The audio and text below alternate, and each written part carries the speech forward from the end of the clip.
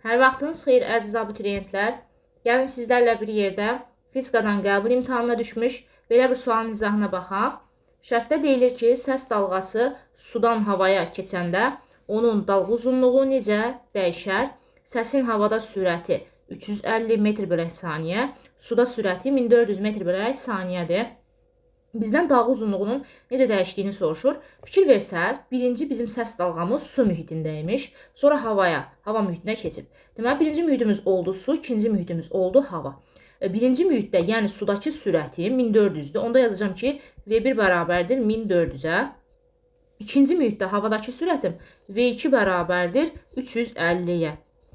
İndi baxın, birinci mühitdən ikinci mühitə keçdikdə sürətim 1400-dən 350-yə 4 dəfə azaldı. Və biz bilirik ki, hansı ki sürətin düsturu V bərabərdir lambda nü ilə hesablanır. Bir mühitdən digər mühitə keçdikdə bu zaman tezlik dəyişmir. Və olan halda tezlik dəyişmirsə, sürət və dalğa uzunluğu bir-birindən düz asıdır.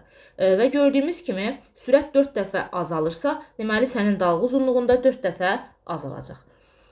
Burada hansı ki dalğa uzunluğunu soruşmaz. Əgər tezlik və periodu soruşarsa, qeyd etdiyim kimi bir mühitdən digər mühitə keçəndə tezlik və period dəyişməzdir. Onda siz belə suallarda dəyişməz variantını düz götürəcəksiniz.